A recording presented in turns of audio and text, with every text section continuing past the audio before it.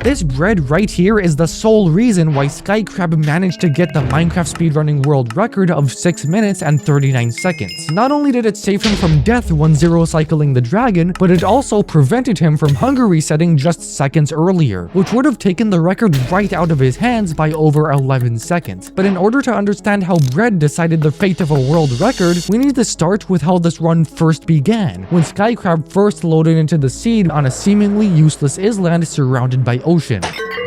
He starts by jumping off a cliff at the south end and looting a buried chest, giving him food, iron, diamonds, a sword, and most importantly, TNT. He would then use this TNT to blow up this tree, giving him 20 planks in just 4 seconds while simultaneously mining 1 gravel and getting a lucky 10% chance to roll flint, which would give him extremely easy access to flint and steel later in the run. He then strategically crafts a multitude of diamond and iron tools very fast by pressing tab, then the enter key every time he crafts something. This would open the crafting book, teleporting his mouse from the crafting grid to the crafting item, instead of manually moving it. And after doing this quite a few times, he was able to shave seconds off his crafting speed. With the aforementioned items collected, he boated to this magma ravine and used months of muscle memory to build a nether portal inside of the water, ending his time in the overworld at just 1 minute and 11 seconds, minutes below the average.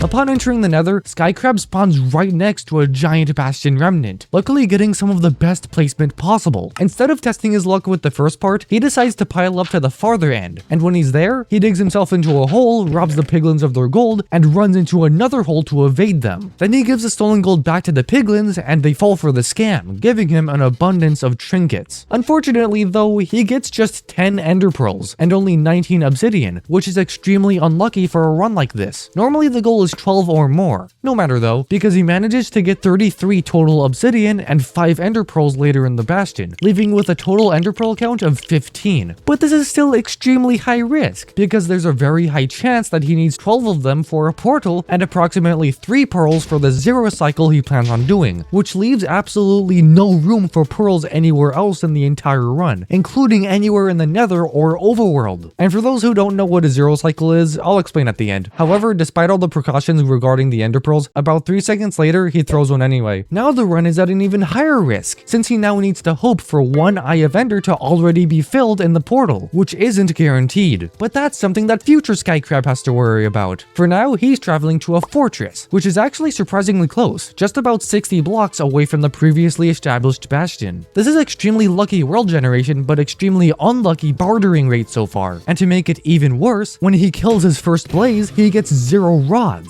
If you didn't know, each blaze rod has a 50% chance of dropping from a single blaze without looting. So he travels further into the fortress, finding other blazes and killing them. He kills a second blaze, no rod, a bit more unlucky. A third blaze, still no rod. Now this does make his run look less suspicious, especially when comparing it to that dream controversy, but bad luck is a major run killer for all Minecraft speedrunners. But this one would fully die if he stopped here. So he finds 2 more blazes, praying that they drop something, and by some stroke of luck, both of them ended up dropping their rods. But 2 simply isn't enough. This is because a common end portal requires 12 eyes of ender, but each eye of ender is crafted with half a blaze rod, which is a blaze powder combined with 1 ender pearl. This means that 6 blaze rods is the safest amount to aim for while in a fortress, meaning he needs an average of 8 more blazes to achieve this goal. And after throwing yet another dangerous ender pearl, which not only puts him at risk for falling into lava, but also removes an eye of ender from his own inventory, he manages to land directly on a blaze spawner next to a swarm of blazes. The first blaze drops 1 rod, but after chasing and killing the second one, he got no rod, which means that he still needs an average of 6 more rods to meet the quota. In other words, he needs them to spawn faster, so he blows up their spawn area to give them more room, increasing their rates, and at the same time, he builds an overworld portal, because why not? Now, even though he only has 3 blaze rods at the moment, which he swiftly crafts into 6 eyes of ender, he still ventures back into the portal. But we got bad news. He didn't land in the Stronghold, meaning he's gonna have to throw at least 1 eye of ender to triangulate the exact position of the structure. But each eye has a 20% chance, or 1 in 5, to just break in the sky, meaning it's seriously risky. But he throws the eye anyway, getting the information he needs, and goes back into the nether portal to collect the other blaze rods. He then proceeds to kill 2 more blazes, and they both drop rods, but he has to jump off the tower in order to retrieve the second one. Even with this, he still doesn't have enough eyes. Even now he'd only get 10 eyes, which is far less than the 12 required for a common portal. And after trying to be a parkour pro, he misses this jump, setting him back quite a few seconds. Next, he goes down to this lower area, hoping that it'll result in a portal that links directly to the Stronghold, which saves him about a minute, since 1 block in the Nether is 8 blocks in the Overworld. And we got good news, everyone, because upon entering the Overworld, he spawns right next to the Stronghold. He enters, finds the portal room with the F3 menu, and heads there. However, if you've been paying attention to his health, you would notice 2 things. First of all, he has 1 salmon left, which means that he can only regenerate his health up to 9 hearts, which is not at all enough for the end fight. But here, he opens a seemingly useless chest, and retrieves 4 bread from it. He casually puts this bread in his inventory, not yet knowing that it's the reason he'll get the world record. And after spending half a second in the chest, he runs straight to the portal room and fills it in. But how is that possible? He only has 10 eyes of Ender. Well, every end portal has a 10% chance of having 1 eye already filled for each portal block. This means that 3 eyes is an 8% chance, 6 eyes is 0.05%, and 12 eyes is 1 in a trillion.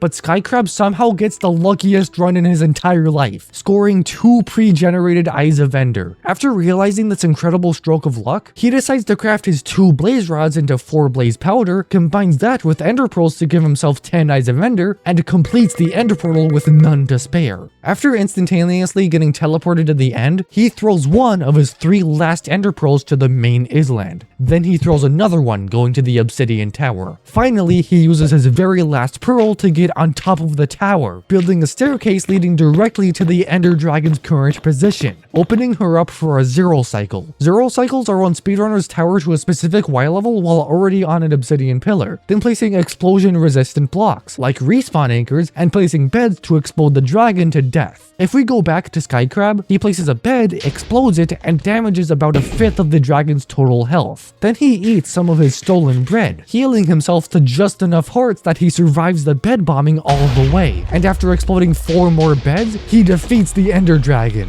But this run doesn't end here. At this point, he remembers a speedrun that he did a year ago prior to this one. He got to the exact same position, the 0 cycle was complete, and he entered the end fountain, but he died to an Enderman that he accidentally looked at for a fraction of a second a bit earlier. With this in mind, he nibbled a little bit more of his bread, boat jumped back to the island, got out before it crumbled into sticks and planks, and finally stood in the end fountain, deathly afraid of what could kill him. But 1 second passes, then 2, then 3, and just before the 4th, the end fountain activates, bringing him to the credits of Minecraft, letting him claim the world record of 6 minutes and 39 seconds. This is the most deserved record in Minecraft speedrunning history, because his death wasn't even his fault. And if he did achieve the record last year, it wouldn't just have made Minecraft history, it would have made gaming history for all speedrunners. But it didn't. He choked, died, and a year later got a new one that was almost as good. I hope you enjoyed my narration of the speedrun, and if I got anything wrong, correct me in the comments. Anyway, thanks for watching the CYT Minecraft video, James119, and until next time, undefeatable army.